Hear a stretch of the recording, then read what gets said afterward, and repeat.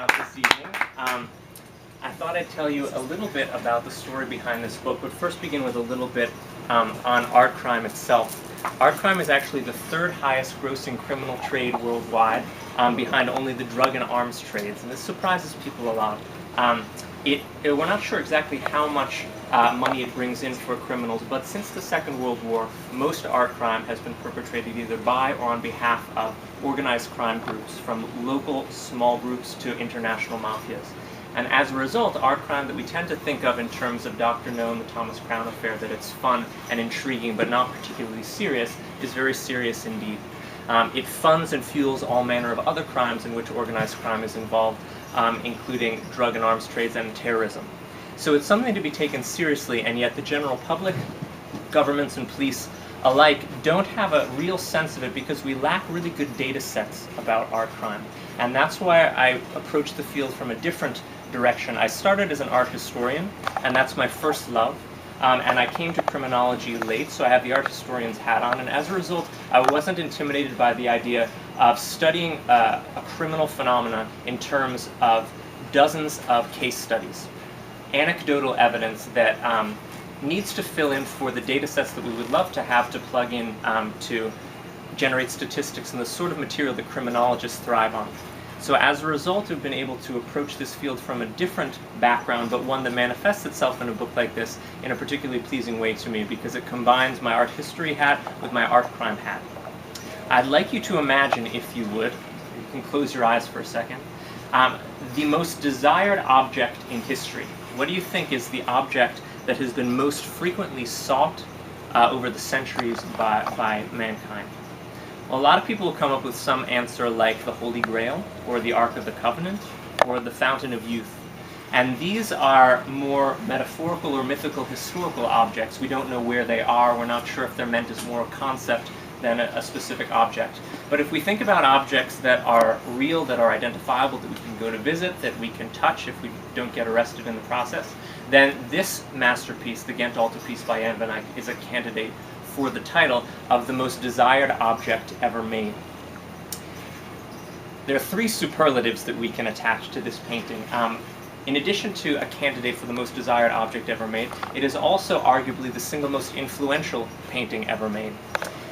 For what reasons? Well, the Ghent Altarpiece is the first great work by Jan van Eyck, who is the leading artist of the Northern Renaissance. It's considered by some to be the last painting of the Middle Ages, of the Gothic period, and by others to be the first painting of the Renaissance.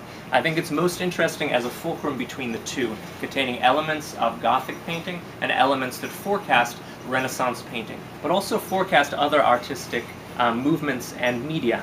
This was the first monumental oil painting ever created. Oil painting had been invented certainly by the 11th century, but it was rarely used, and the Ghent Altarpiece is the very first work to bring oil painting to a level of unprecedented mastery.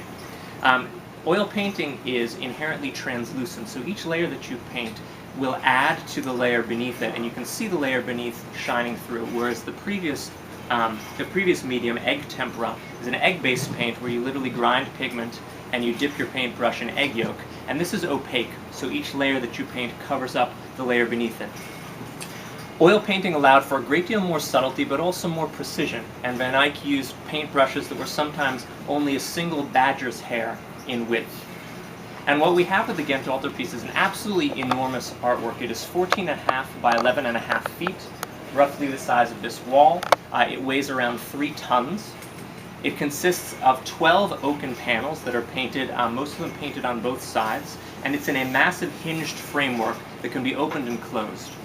And the closed view depicts an Annunciation scene with portraits of the donors who paid for the work of art and the patron saints of the city of Ghent in Belgium. Has anyone been to Ghent? Nobody. It's great for holidays. They got beer and waffles and French fries and art and everything. I was just there. It's a really wonderful place. So part of the story tells the history of Ghent and the history of Jan van Eyck. And this work, the first work in oils, was particularly influential throughout Europe because as soon as it was finished in 1432, it became a point of pilgrimage for artists and intellectuals throughout Europe who traveled to see what was at the time the most famous painting in the world. And they brought back the technique of oil with them. In fact, oil painting came to Italy thanks to a Sicilian called Antonello da Messina, who traveled to visit the Ghent Altarpiece and brought back the technique that he saw there and introduced it to the Italian peninsula, where tempera paint had been the preferred medium.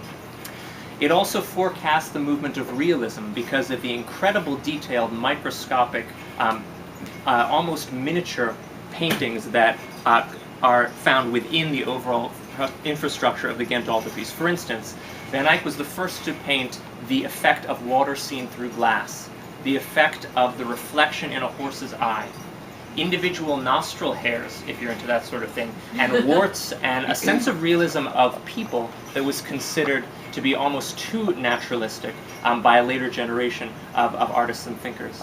He also painted botanically identifiable plants, and this level of realism had never been seen before. And yet he did it with such intricacy on a massive scale. So I don't want to spend too much time on the art because everybody likes hearing about the crimes more. The third superlative of the Ghent Altarpiece is that it is certainly the most frequently stolen artwork in history. It was involved as the object of 13 crimes over its 600-year existence, including having been stolen on 7 different occasions. And I thought I'd just briefly mention most of those crimes to give you a little sense of what the book contains, and I'll be sure to leave lots of details lacking so you actually want to read the book afterwards. So the mysteries with the Ghent Altarpiece began very soon after the paint dried, and in fact within a generation of Jan van Eyck's death there was some question as to who painted the Ghent Altarpiece. Everyone agrees that it was Jan van Eyck, but it might possibly have also been his brother, a fellow called Hubert Van Dyke. And if we fast forward a little bit, in 1823, after the wings of the panel, so the parts that open and close, were stolen in 1816, first by a renegade vicar. You have to watch out for those vicars, who managed to steal these 2 wing panels when the bishop was out of the city, and he sold them to an unscrupulous Brussels art dealer, who sold them to a British collector living in Berlin, who sold them to the King of Prussia, who was trying to come up with a royal collection that would outdo the Louvre. And the wings of the Ghent Altarpiece were going to be the center point of his collection.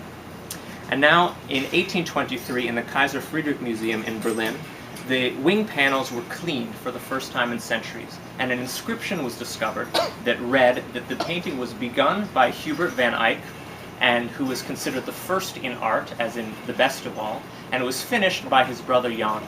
And this made an incredible splash in the art history world. It was the same sort of effect that we might have if someone cleaned the Sistine Chapel and found a note that said that this was painted by Michelangelo and Larry Buonarroti.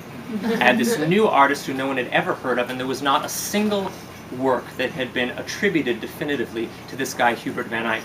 And he's considered by some to be the most famous painter who may never have actually painted anything, because there's some thought that this was a 16th century forgery, this inscription.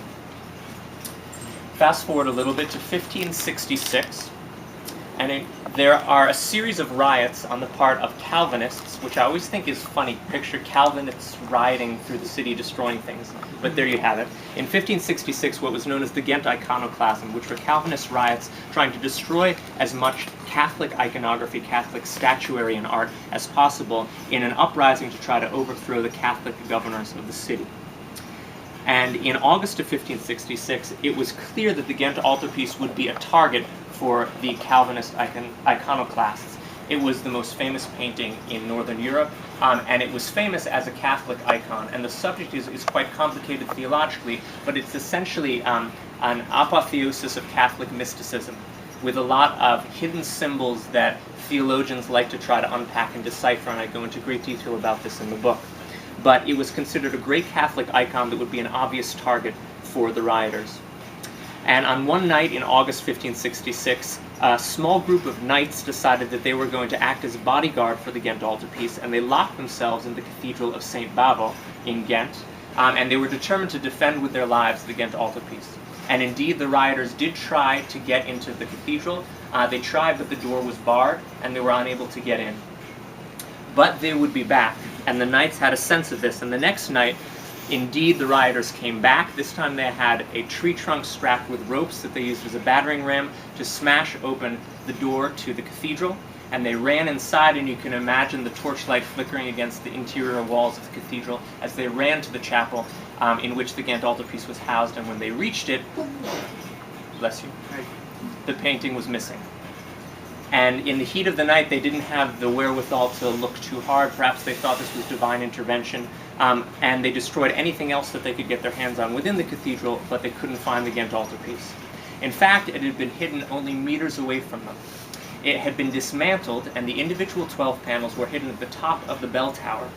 And the knights were waiting, likely very nervous, standing inside the spiral staircase of the bell tower, prepared to defend the Ghent Altarpiece with their lives if necessary. But they didn't need to that night, and the altarpiece was brought first to the fortified town hall and later returned to the cathedral. A few more incidents I would mention in its history. The Ghent Altarpiece had a visit from Joseph II, the emperor who was the patron of Mozart and Beethoven, the Enlightenment emperor who arrived in Ghent to survey one of his most important industrial cities in his